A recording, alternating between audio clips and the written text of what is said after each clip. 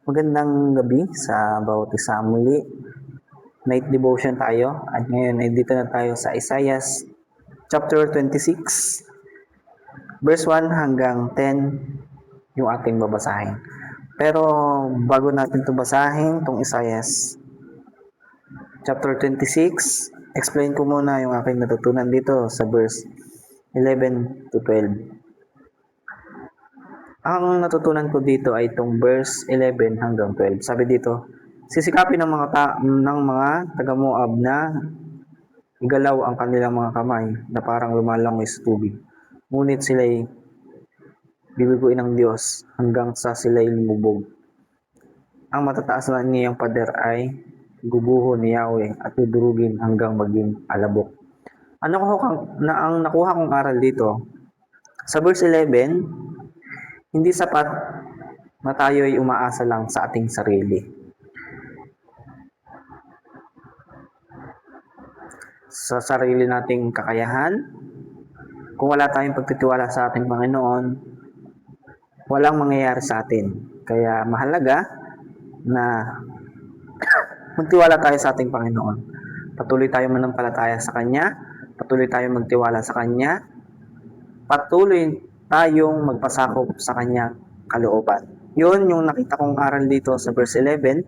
At dito sa verse 12, ang taong mapagmataas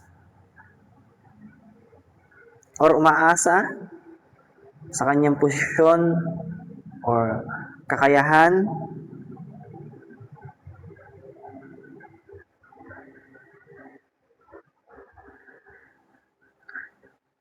wala ring mangyayari. Kayang alisin ng Panginoon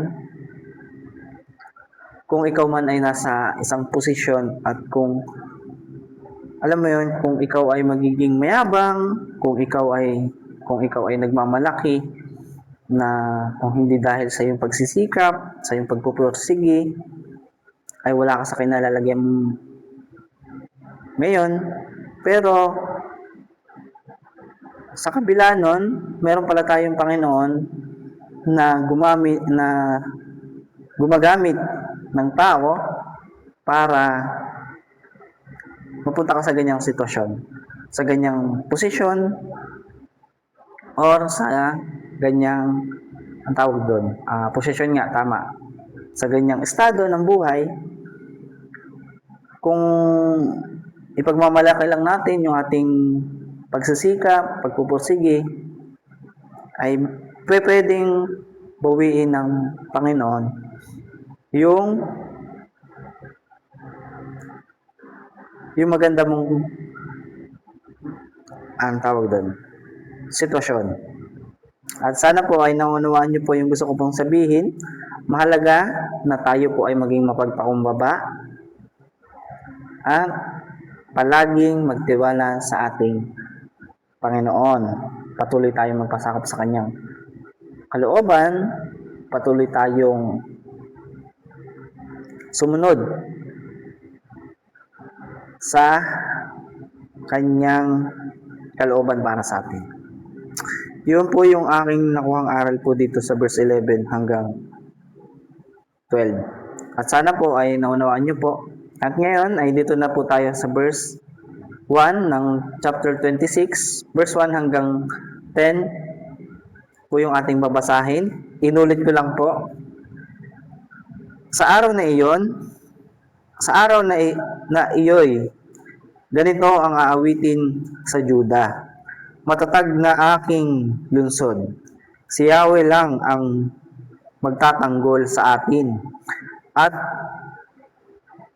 magbibigay ng tagumpay.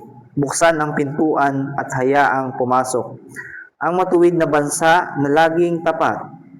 Binibigyan mo ng lubos na kapayapaan ang mga may matatag na paninindigan at sayo'y nagtitiwala.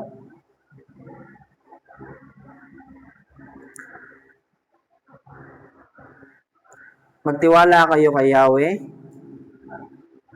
magpakailanman, sapagkat ang Diyos na si Yahweh ang walang hanggang kabutihan. Ibinababa niya ang mga nasa itaas. Ibinabagsak niya ang lungsod na kanilang tinitirhan hanggang maging alabok. Ang mga pader nito, ito'y tinatapak-tapakan ng mga hinahamak at ginagawang tungtungan ng mahihirap. Napansin niyo itong verse 3 hanggang 4? Sabi dito, binibigyan mo ng kapayapaan ang mga may matatag na paninindigan. So, yun. Sinasabi po dito na binibigyan ng kapayapaan ng ating Panginoon ang may matatag na paninindigan. Paninindigan na patuloy na magtiwala sa ating Panginoon. Kaya patuloy tayong magtiwala sa ating Panginoon. Sabi dito sa verse 4, magtiwala kayo kay Yahweh magpakailanman, sapagkat ang Diyos na si Yahweh ang walang hanggang kabutihan. Ibinababa niya, verse 5, ibinababa niya ang nasa itaas, binabagsak niya ang lungsod ng kanilang tinitirhan hanggang maging alabok. Ang mga pader nito'y tinatapak-tapakan ng mga taong hinahamak. Ganito ang ginagawa ng mahihirap. Panatag ang daan ng matuwid, at ikaw, O Yahweh, ang dito'y pumatag. Sinusunod namin ang kautusan mo, ikaw lamang ang aming inaasahan. Sa pagsapit ng gabi, hanap ka ng aking kaluluwa, nangungulila sa iyo, aking espiritu. Kapag hinatulan mo ang mga tao sa daigdig, malalaman nila kung ano ang matuwid.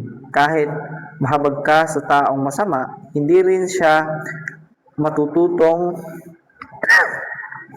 mamuhay ng tapat kahit na kasama siya ng bayang matuwid.